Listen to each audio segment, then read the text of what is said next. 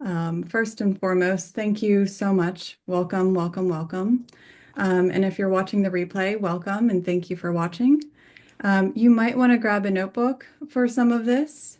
Um, there's journal prompts, there's notes, but this will be recorded and I'll be sharing the slides along with the recording. So that'll be in the school. I also wanted to share what school looks like for those who are watching the replay and aren't familiar with school. I know the faces that I see here, we're all familiar with school, but if you're not, um, here's where the community is, where you can, introduce yourself. There's different, discussion labels now.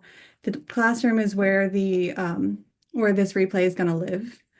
The calendar is where you can find the different workshops, and then also I plan on doing like impromptu meet and greets or grief lounges. If you've never been to a death cafe, I saw that a lot of people weren't familiar with death cafes, so it'll be like an online sort of death cafe. And I want to shout out some leaders. Christina, Jennifer, and Sean, y'all are rocking it. I am so grateful for your involvement and, the community and just talking. Um, the way that you get points is, and on the leaderboard is by commenting and liking. So if you're not familiar with that, it's kind of gamifying the interaction. So that is, um, that is cool. So. Um, this is the first time that I've done this type of thing, so thanks for bearing with me. All right, so who is Death Doula Beth? Death Doula Beth is a person who likes to talk about herself in third person. I am a certified death doula. I'm also a Reiki level 3 practitioner. I'm certified in the Nushu group modality, which I might bring into the school where we do groups and we share. I also took Yogi Brian's meditation teacher training, and I firmly believe that death positivity is life positivity because the more full we live, the better we die. And my motto here is embracing the inevitable, live with intention, and leave the world a little bit lighter. Orange hearts are my thing. I didn't come in here thinking I'm going to be a death doula someday. I just kind of fell into it when I was sitting with an actively dying person in 2015. I didn't know what I was watching, and it traumatized me. So I went down this rabbit hole of, what did I just see? Um, uh, I didn't know what could have been different because it was a pretty traumatic passing. And so I started studying and learning everything I could, and I found out what a death doula was. So I know it's a heavy topic, and if you're following me on social media, you'll know that I like to explore these heavy topics, but with a little bit more lightheartedness. I do skits, um, but I also try to make them as educational as I possibly can. And I'm a big proponent on resources and lifting others up. So if you have resources, please share them in the school community because the more we share, the more we grow. I'm not the end all be all when it comes to death, dying, and grief. I really firmly believe that. So if you have any of that, please do share it. And yeah, so that's a little bit about me. Um, and so why don't we get started? Or do you want to introduce yourselves? Yeah? All right, so I'm going to stop the share. Rachel, would you like to go first? Sure.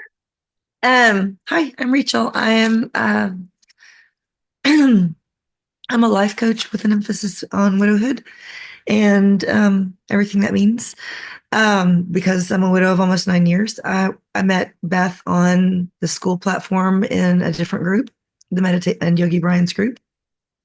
And she's actually and I just started a podcast and she's gonna be on my podcast on Monday. And I'm really excited about that. But so yeah, that's me. I'm all about, learning more about this whole death, dying, and grief thing, that because of what it is my purpose and calling entails. So that's why I'm here. Thanks, Rachel. I'm so Thanks. glad you're here. Oh, me too, me too. Reverend Stacy, would you like to share? Hi there, I'm Rev Stacy. I'm actually an author and a writer. I'm a former oncology nurse and Reiki master as well. I'm here. Well, I met Beth online, Instagram. I'm here because I recently lost my mother and, just kind of learning how to manage this grief with the community. Community is a first for me, so I'm just excited what I'm going to learn and what I can offer to others as well. So I'm happy to be here. So thank you. Thank you. Jennifer, would you like to share? Hi, I'm Jen. I met Beth also through Yogi Ryan's platform, as many of the others that may be on here as well. I am a massage therapist for about the past 5 years now. I deal with my own grief in a variety of ways. Um, and I also deal with it through my own clients who come in and express their losses of loved ones or getting ready to lose their loved ones. So finding out how to be able to help them further with your methods and ways like that would be very helpful. But that's my life in a nutshell. Thank you, Jen. I'm so glad you're here too. Thank Dan, you. Dan, are you able to share or are you? Can you hear me? I can hear you. Okay. Yeah, sorry, I have to go to school, other school, and so I just rode my bike.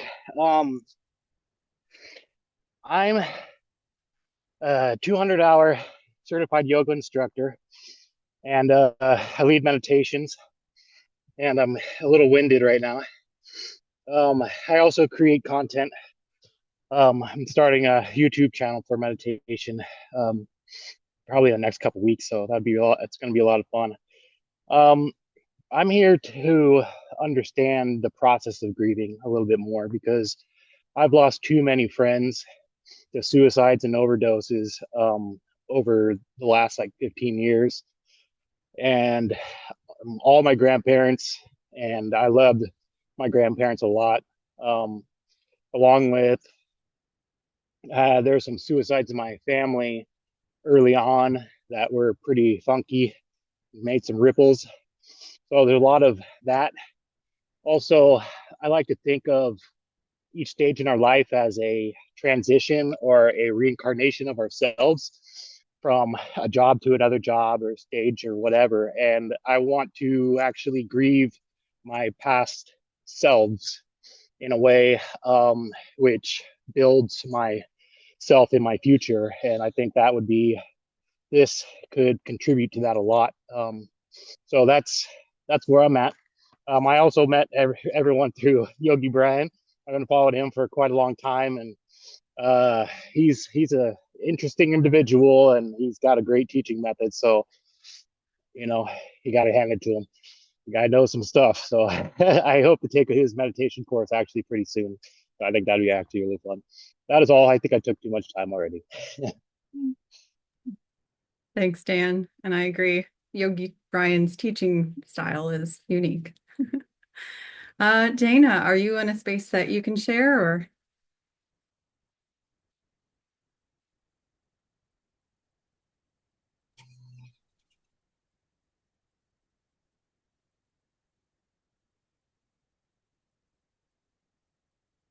I saw you go off mute. We can't hear you. All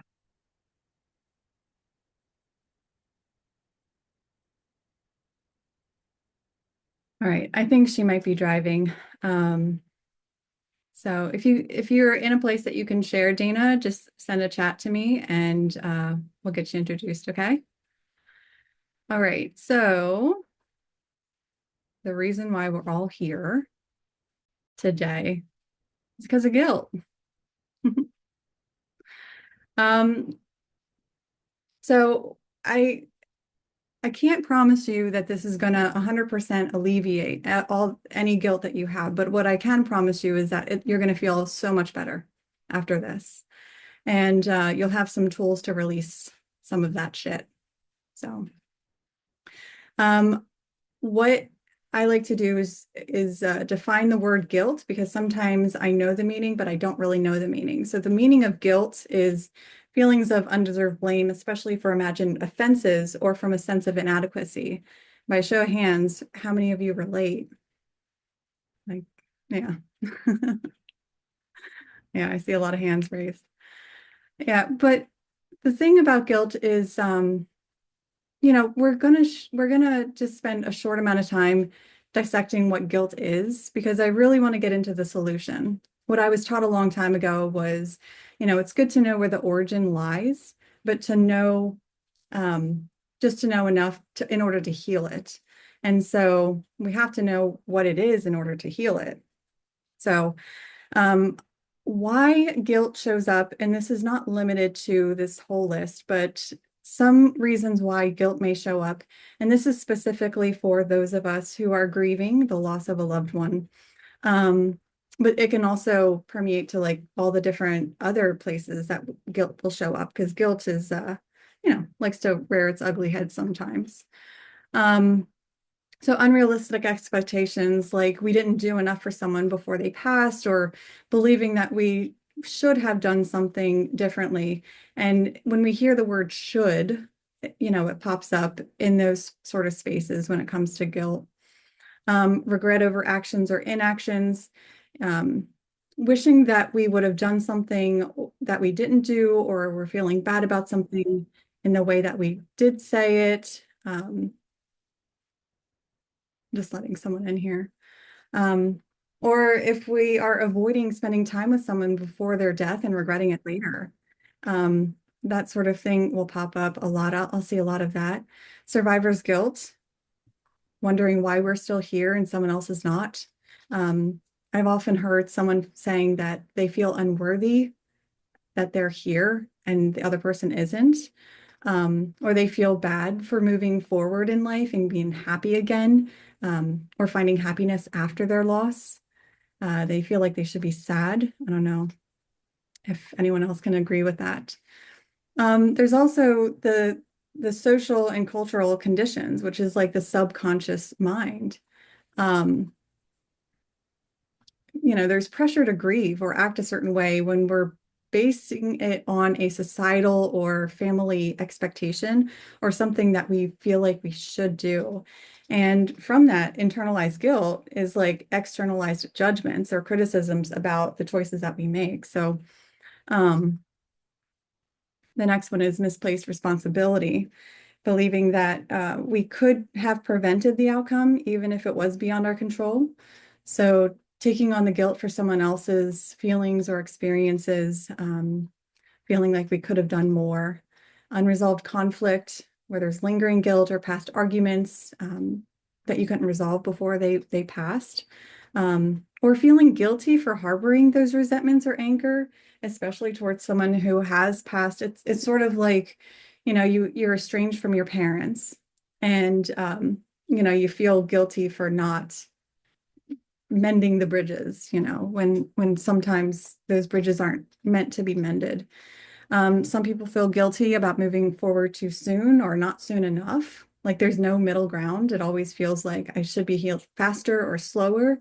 Um, and then there's guilt in feeling joy again, or feeling healing, or feeling like we're not grieving correctly or for the right amount of time. Like grief doesn't follow a sort of pattern. Um, and then the comparison fallacy, where we're judging ourselves for not grieving as much or as visibly as others, um, or like that we're not honoring someone's memory enough. And then we have that self-blame, looking for control in an uncontrollable situation and then turning it inward. Um, and again, going back to the believing that we could have done more or been better in some sort of way. And the last one is love and care. It seems like guilt often stems from how much we care. Um, guilt is a reflection of how deep our love was and our connection was to others, and have wanting to have done right by them. So that one's a really hard one to come through. And again, this is not a complete list. It's not limited to these, but this is more the common ways that I've seen guilt show up in my conversations with people.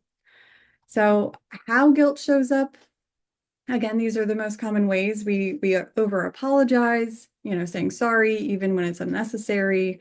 We fixate on perfectionism. We strive for impossible standards, trying to make up for our perceived faults. Self-sabotaging, where we avoid different opportunities or successes due to feelings of unworthiness, basically. Avoidance, staying away from the people, places, or situations tied to that guilt. Maybe it's home, maybe it's a certain place, maybe it's a vacation spot. Chronic stress or anxiety. If we don't handle our feelings on the inside, they manifest on the outside, So that feeling is going to emotionally weight us down by this unresolved guilt. And then it's going to go into relationships, and you're going to struggle. I've heard other people say that they struggle authentically, and I've experienced it myself. Inability to forgive yourself, like reliving the past, feeling stuck, people pleasing.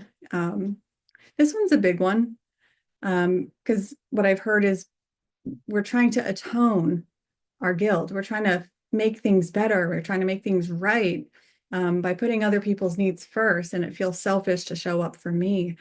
And again, the manifestation of not healing or dealing with the grief or the hurt inside can lead to physical symptoms like headaches and fatigue and tension, you know, and our need for massage therapists and Reiki practitioners and meditation people, are people. So the last one is emotional attachment and trying to control the outcome. Whenever we try to control the outcome or attach a weight to it, it's just a hard place to be. So we're not winning in all these. So how can I release this shit? And I should say right now that there is cursing, and if you're easily offended, you can fuck right off.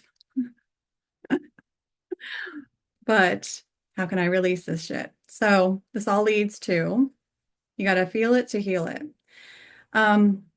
Now, these methods that I'm going to show you are I'm only going to show you 3, and it's going to go from the fastest to the longest to others within community. So are you ready? Are you ready? Okay. All right, the first one, this one's the fastest way. This is the R.I.P. So R stands for recognize the guilt. You got to name it, you got to call it out, you got to acknowledge that it's there. I found that we run around so fast that we tend to overlook what's really happening inside, which is why meditation is so important, which is why slowing down, which is why pausing is so important. So once we acknowledge like, oh, this is what's happening, invite that acceptance in without any judgment. And I see you self-critical person, because I see it in myself too. But inviting it in to accept it and without any judgment allows the openness and spaciousness to let it breathe. And grief just needs to be seen, right? And once it's seen, we can practice releasing it. So this is where we're going to do some meditation. Okay. So we're going to start our day with meditation. We're going to end it with meditation. So other ways that you can do it are journaling prompts and other things, but I'm going to go ahead and stop the share and go ahead and just get to a place where you're comfy if you're able to. All right. Hi, Fania. And just notice where you're sitting, right? Just notice where you're sitting and just arrive. And if it feels good, you can allow your eyes to close. You can keep them open. But just arrive. feeling the chair underneath you, behind you, feeling the temperature of the room that you're in, any sounds, any smells, just noticing where you're at. And as you're noticing your breathing, a gentle inhale and exhale with each breath. Inhaling and exhaling. And as you inhale, quietly say to yourself, inhaling. And as you exhale, quietly say to yourself, exhaling. Inhaling, exhaling, pause. Your natural intuitive breath. Inhaling, exhaling, pause. Good. And as you're noticing your breath, your natural intuitive breath, just witness your thoughts coming in and going out, like the waves of the ocean coming in, going out, witnessing your thoughts, allowing them to be. Thoughts come in and thoughts release. Inhaling, exhaling, pause. Now in a minute, I'm going to invite you into a gray room. And in this gray room, there will be sticky notes all over the wall.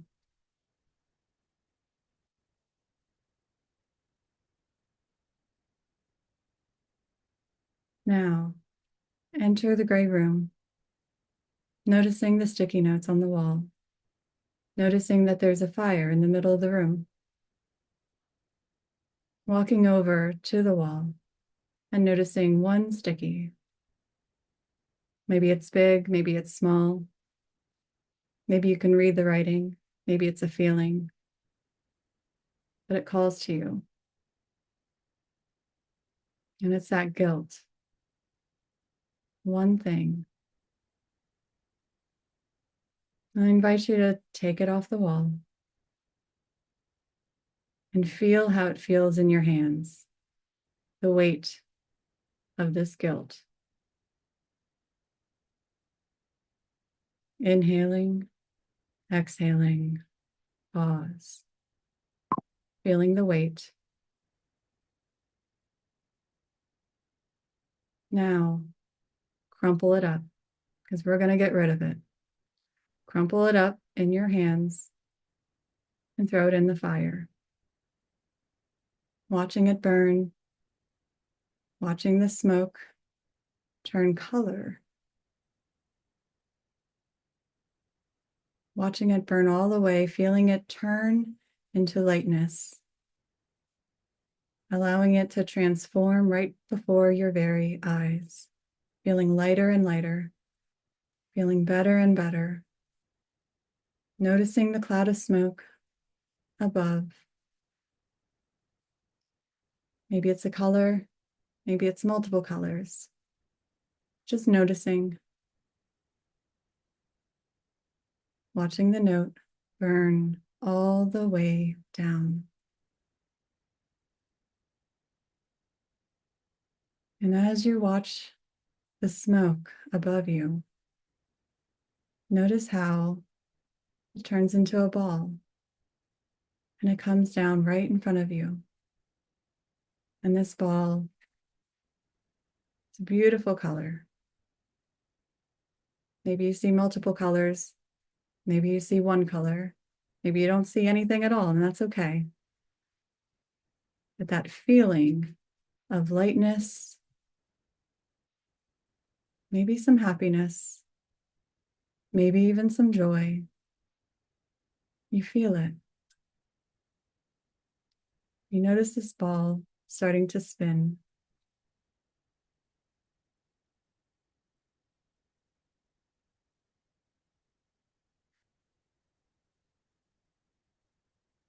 And as you notice it starting to spin, I invite you to make it spin faster, faster and faster, 10 times faster, 100 times faster. Good feeling, getting better and better. Better and better.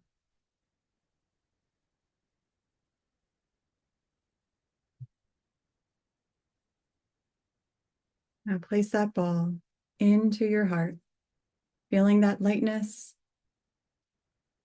feeling that joy, maybe happiness, but definitely lightness. Feel it spread all the way to the top of your head, all the way down your arms, down your legs, to the bottom of your feet. Know that you can come into this room whenever you'd like. You can return, get more sticky notes, burn more sticky notes, and transmute any of that at any time. And it's time to come back now. Coming back to your seat, back to the present moment. Noticing where you're sitting. Noticing your hands. Noticing where your feet are. Maybe wiggling your fingers and your toes. Nice deep breath in. Exhale. Allow your eyes to flutter open. And return back to the room. Thank you. So, how was that for you? Were you able to see any colors? I have to say I'm a little intimidated because y'all are in the same groups. I'm like, oh man. Oh, that was good though. Thank you. Thank you for that. So obviously we've all done the gray room meditation, which is a great way to release those fucks, right? But some other ways that we can do that is the 4-2-6 breathing. Okay. With a little twist. You ready for it? So we're going to inhale for 4, hold for 2, and as you exhale, we exhale for a count of 4, count of 6 with saying fuck. Okay. And you can come off mute so that we can all hear your voices too. Ready? We'll do it 3 times. Inhaling. Ready? Inhaling 1, 2, 3, 4. Hold it. 1, 2. Exhale. Fuck.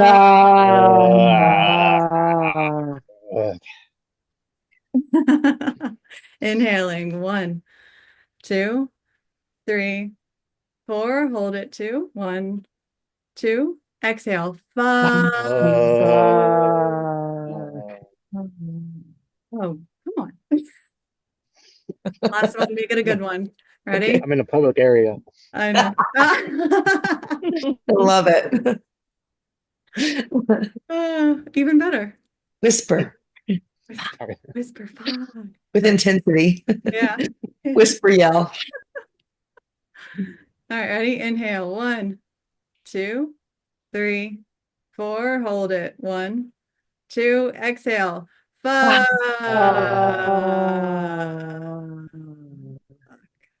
Beautiful. Perfect. All right. Y'all get A's. Thank you. So Jennifer Brian said, would be proud of us, Beth. yeah. Brian, if you're watching this, you're students. So Jennifer, you had a big yellow ball come down to me and it come into your heart. That's beautiful. Yellow is a really joyous happiness kind of color.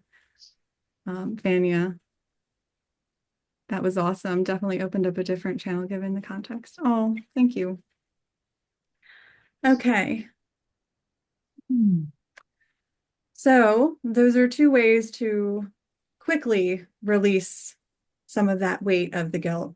But another way, if you have the time and you would like to, journaling is one of those practices that are just so, so beautiful. And I want to be mindful of the time. So I don't think we have enough time to journal and share like I had originally thought. I was like, we're going to be able to share and do all the things.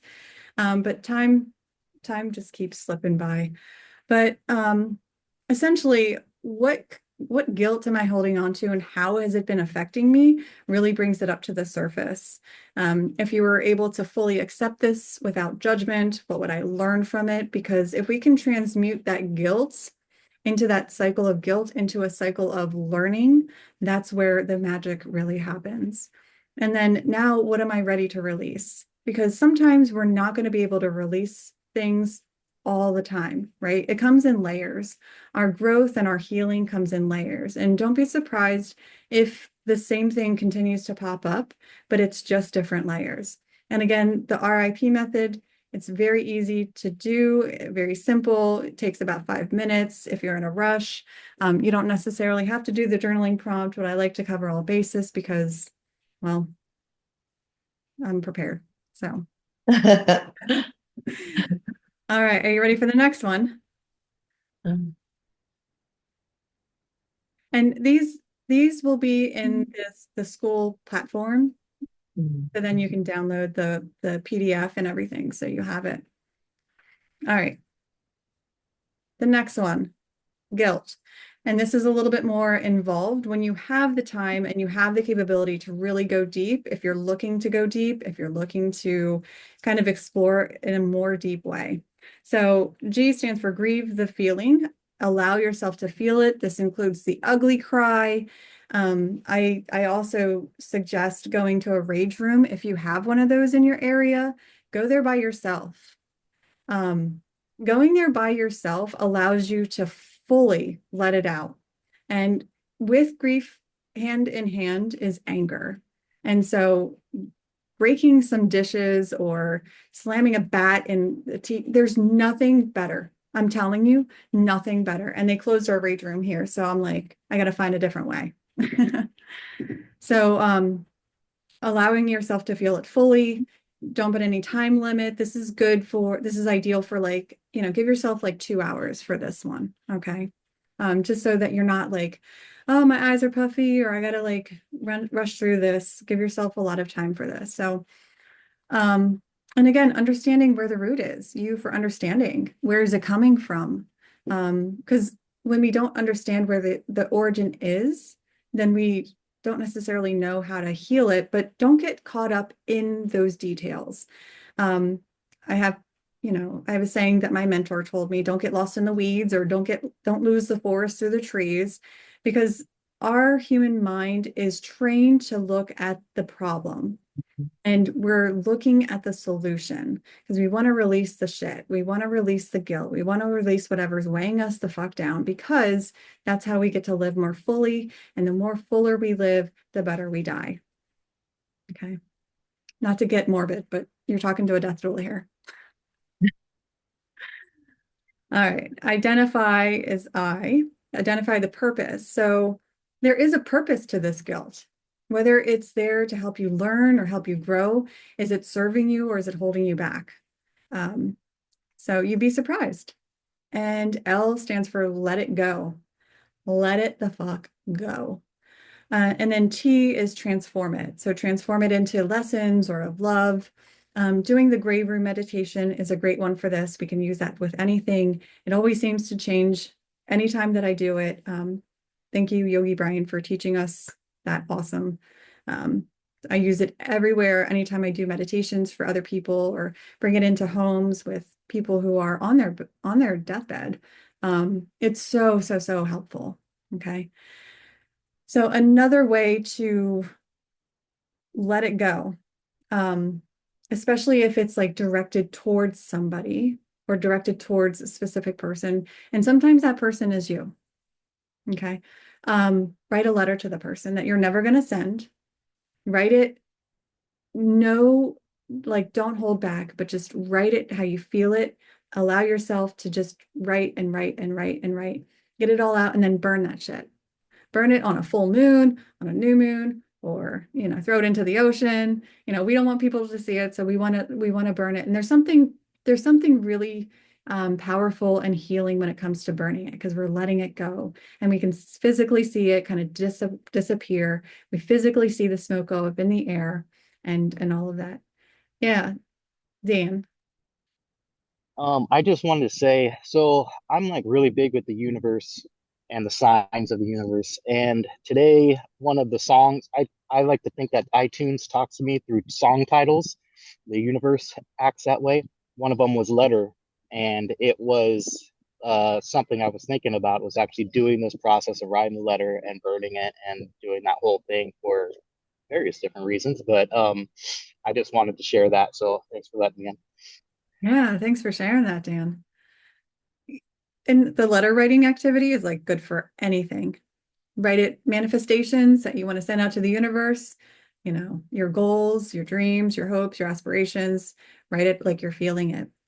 So same thing uh with releasing the guilt, because we want to release the guilt. We want to release all the shit. Because the lighter we feel, the better we can be and present in our day-to-day. All right. So because I love journaling, here's another set of journaling prompts for you. Kind of similar, but a little bit different, just tweaked a little bit. So it allows you to go deeper. So figuring out what guilt I'm holding on to and how I can fully allow myself to fully grieve this feeling. Where is this guilt coming from? And is it helping or hurting me? What steps can I take to let go? And how can I transform this experience into love, growth, or a valuable lesson? So that's good to refer back to. You can do it as many times as you want. With any of these journaling prompts, you can throw it into ChatGPT and just be like, I'm struggling with this, make it my own. ChatGPT is like, I know it's very controversial. However, it's been wonderful and so helpful. And not just necessarily ChatGPT, but any sort of AI. And that you can make your different prompts or like kind of go back and forth. And some of them even talk to you. So it's like, it's not going to replace therapy, but it's a nice little, like, we're all working together as a team, right? All right. So the last one goes hand in hand with other people, because we are not individual, like we're not meant to be just individualistic. We are a community-based species, and we grow and we heal in community. And so this next one kind of gets a little like it gets a little edgy, because guilt also encompasses shame. And what shame does is hold us like sick. It holds us back. It holds us from wanting to share what's really going on. And we can feel embarrassed. We can feel like we're a burden, but I'm going to encourage you to talk about it. So the third method is death. And don't ever avoid true healing. So with guilt, it can keep us stuck. With shame, it can keep us stuck. I'm going to encourage you to push past that feeling, to push past that, and encourage you to talk to people that you trust, maybe talk to strangers. Where I found the best way to talk about this is with strangers, in death cafes. I hold death cafes. I make people make eye contact with someone that they don't even know. And, you release all attachment to, we have history, they're going to think this about me. This is a complete stranger.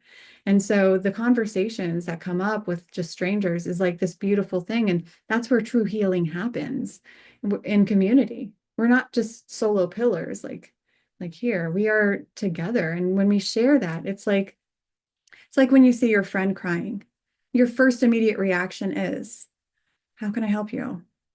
Right? It's not, oh, get away with me, or don't share that with me, or maybe the timing is a little off or something, but the usual response is, like, let me help you. And a little note about crying and tears. The slower the tears fall on someone's face, the more signal it shows community that they want to be seen, that they need to be seen, that they need to be held, and they need to be in community. So next time you feel yourself with tears or crying, or notice someone crying, the slower the tears fall, the more community is needed. So All right. Are we still good? Awesome. So I'm going to give a couple tips on how to talk about this, how to bring up conversation, seeking professional guidance if necessary, and you know, because it's sort of awkward, right? When we go and we talk to people that we love, we're like, "Hey, I'm on the struggle bus." Like, can't really say that sometimes. And like, if you've never done it before, or you do it every every 6 months or something. It's not normal like conversation, or maybe it is conversation, but it just doesn't feel like the right time. So a couple tips here when it comes to your loved ones. Keep it with the I statements, saying I feel or I need, goes hand in hand with do you have time to talk about that? So use specific requests like, do you have time to talk about this? I'd love to hear your perspective. Um, and because emergencies happen and our friends are there and our loved ones are there to help support us. But when we're really struggling, we we are doing a disservice to not only ourselves, but to our friends to show up for us. If we just say, I'm struggling and blah, blah, blah, blah, blah. When really like, hey, can you call me in 10 minutes? That's when I'll have the ability and the space to listen to you share and like be able to be present with you. So that goes hand in hand with choosing the right time, and acknowledge that you share these emotions together. Maybe they're not experiencing the same type of feeling that you are, but like we all have these feelings. We all have these emotions. We all, like, if we're feeling it, chances are other people are feeling it. So we're not terminally unique at all. Got it? Capiche? Awesome. All right. And then with professionals, um, I'd like to put this in here just because, again, with this sort of thing, everybody will need help at some point, and asking for help is the hardest thing, but it's the best thing that we can do for ourselves. So being clear with your goals, asking for what you're looking for, ask questions. Don't be afraid to ask them, like, what's your credentials? Like, how long have you been doing this? What's your approach? Especially when it's related to your situation, because not everybody has the experience of being a widow. Not everybody has the experience of addiction. So to find someone that speaks our language is super important, which is why asking those questions.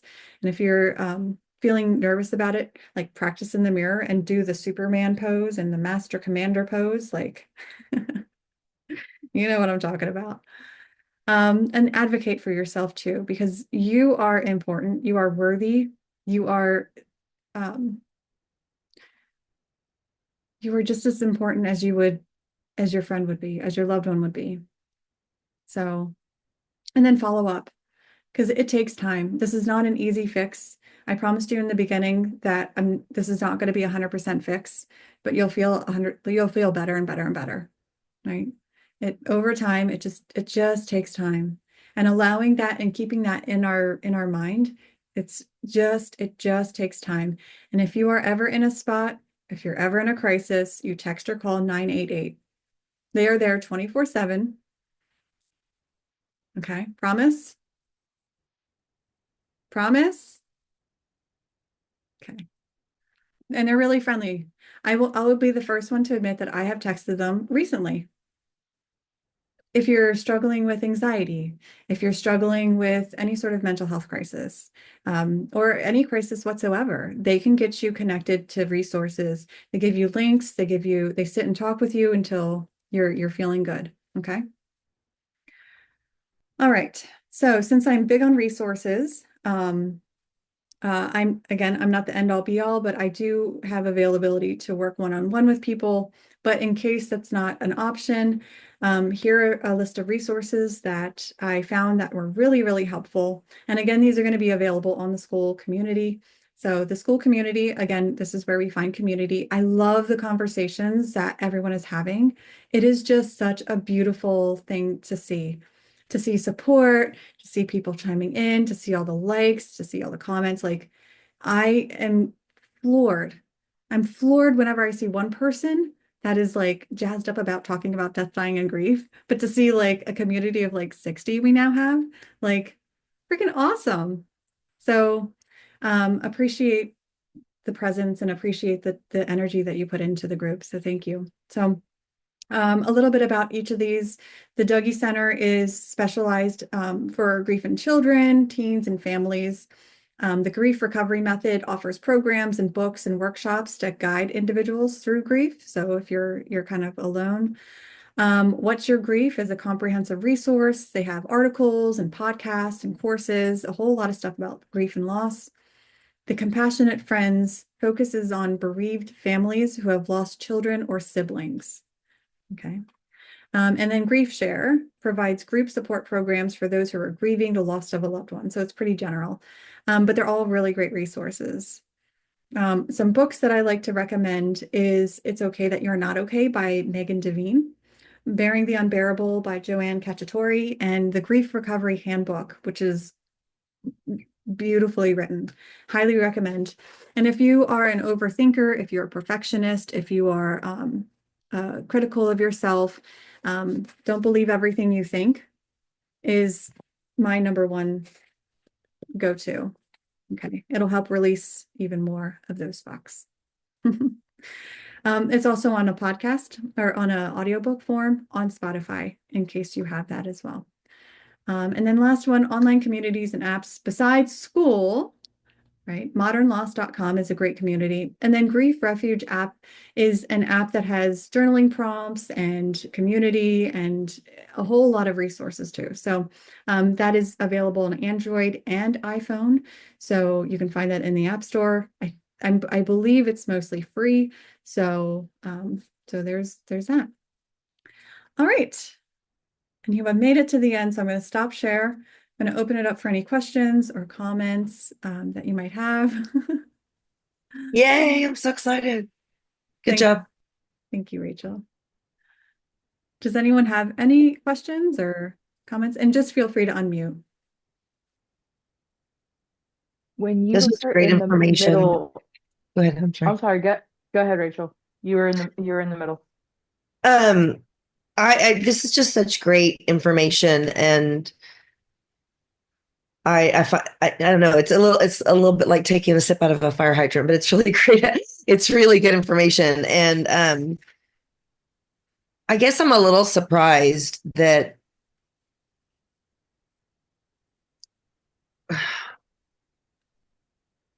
this is a community that's what I mean, I think I have this huge fear wrapped around I'm really just not going to be needed, you know.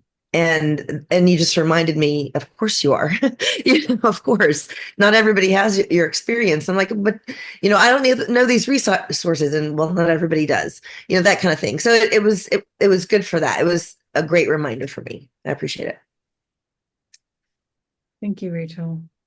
Yeah. Yeah, our society, America especially, is so divorced from the topic of death, dying, and grief. Yeah. We celebrate weddings and births and graduations, but like when someone dies, it's like, there's celebration of lives, but we don't really talk about the process of, and then the afterwards of. We're expected to go back to work after 5 to 7 business days, and it's not feasible. So thank you for being a part of this community. Yeah. Yeah. Thanks for having it. Yeah. Jen, you were saying Go something. ahead. I'm sorry, Jen. Yeah. No, it's okay.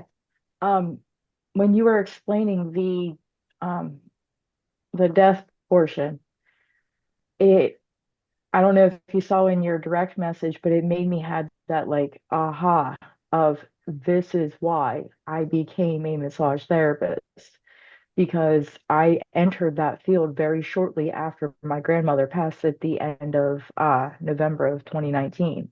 I started school in February of 2020. Yes, a month before COVID broke, but I digress. But and then just everything that has flourished out from that, it's been so beautiful. And Dan, I also relate to you with many suicides related to overdose. I've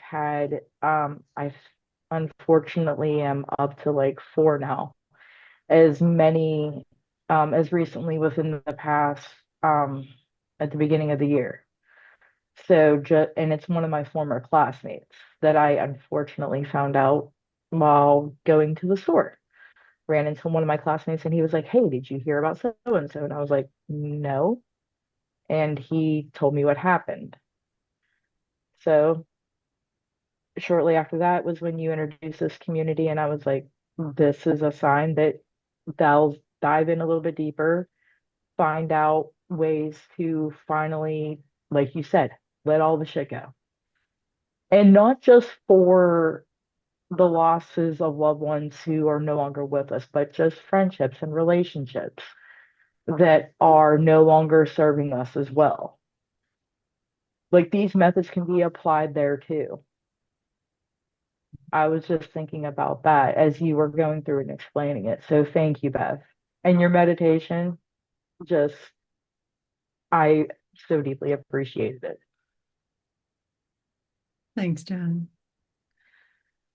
And I appreciate that too. And I'm thinking for the next workshop too, like the different types of grief that we might feel, like when we've ever lost someone that we didn't really know, but we still feel that grief, like Tom Petty, you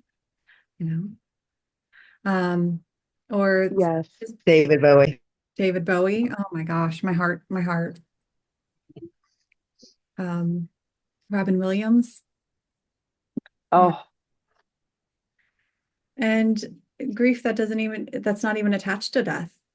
Grief that, we're anticipating the grief. There's so many different types of grief mhm. out there. So I was like, it might be good to have a name for it and to know like what it's like, what to expect, and then how to heal from it. So that might be a next workshop. Can I jump in real quick? Yes, please. Um, so the issue I'm having right now is the idea that I am gonna and hate the process. Like I'm almost scared to go through it because as much as I know it's needed, I feel like it's going to take so much out of me. Like I'm just going to be drained. I'm going to be down for days and maybe weeks, like just going through all the feelings because of what I've been doing for the last like year or 2 years uh, from a burnout. I'm so exhausted and I'm so ready to just be normal, quote unquote, normal again, you know? And so I just have this fear of it. Like, fuck, it's going to suck. And I don't know, like your tips are great. Like I screenshotted all these, so I'm gonna look at them later and run through a couple of them. But I think a good thing to add as well is to make time in your schedule to do it. Like do a block out or a certain is. I'm really big on that, so I think I'm gonna actually do that pretty soon here. Maybe even this week. We'll see. And kind of do it because I've had like the suicides and the overdoses like I was talking about, they're as recent as like 7 or something in the last like 5 years. And I missed a lot of these celebrations because I had some friends that they put on a whole celebration thing, and I have that FOMO of not being there and not supporting and all that. But I was in a place where I couldn't do it, just mentally and physically. And so I just have this like fear, like I don't want to go through all this cycle again. I'm exhausted, and I know how it feels, and I know what it's going to be like, and I know it's going to be miserable. And I try to just so if you could, is there a tip that you might have now or later that can help with that type of thing? Yeah, I totally get it. And thanks for sharing that, Jan. And I feel like you're not alone. Well, I know you're not alone because it's like if I just let out a little bit, it's just going to be this huge wave that takes over me, and then it's going to wipe me out, and all those fears that you shared. And sometimes, yes, that's what happens, especially when it's multiple losses that we're feeling, multiple deaths that we're feeling, multiple things that we've not experienced or touched into. And when we finally touch in there, it's like, oh, like so much, so much. And my therapist has said for so long you put band-aids over the same wound and it's just been festering under there. So we're just going to take a band-aid off at a time. We're going to clean that and we're going to take off another band-aid. So it's like all layers, right? And your body will intuitively say, that's enough, or okay, we can go in a little bit more. And the interesting thing about grief and letting it go and feeling into those emotions is that it comes in waves. Like there's a crescendo and then there's a decrescendo. We're never going to be up here. It's never going to stay up there. I can say that without a shadow of a doubt. We can't live up here. We go up and then down. And sometimes those ups feel really, really overwhelming. And those downs are like, oh, fine. But once we get over to the other side, that's when, we do need to rest, especially, you mentioned burnout. When we're pushing ourselves, our bodies, our souls, our minds, our spirits, when we're pushing ourselves, we don't allow ourselves the time to and space to rest and to be and to heal. Our bodies heal when we're sleeping. We're not doing shit, right?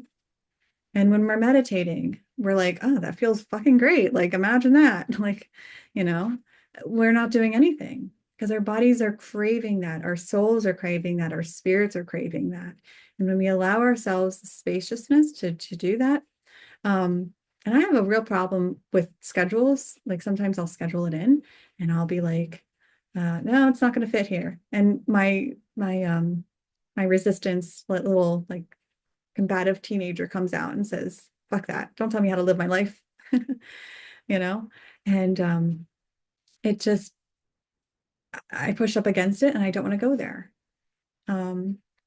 So you will know, I will share this from my perspective as a death doula who has sat bedside with someone, with many people, who did not give themselves the time to sit and fully feel, to sit and heal. Their deaths were very, very, like they resisted everything. They were just fear-based, and it was hard for them. It was hard to witness. It was hard to be in. It was very much like they eventually got to a place, like we all eventually get to a place of surrender and acceptance. I will say that. But leading up to that point, there could have been so much more ease, a lot more grace. And I've sat with people who have done that. I have a woman on hospice now. She's been on hospice for well over a year. And she just got diagnosed with stage 4 cancer. And she's like, well, it's okay. And she gets up and she does, and she cries when she needs to, and she, gets angry when she needs to, and then she's okay. So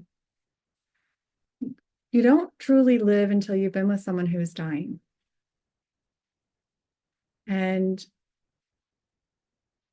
I firmly believe in that. And no one's going to make you do anything. No one's going to force you to go and enter into spaces that don't feel comfortable. But what I would encourage is maybe one Band-Aid. Maybe just one.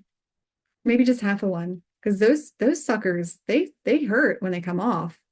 It's pulling up skin and hair, and it's gross and it's probably smelly, and we just don't want to go there. But yeah.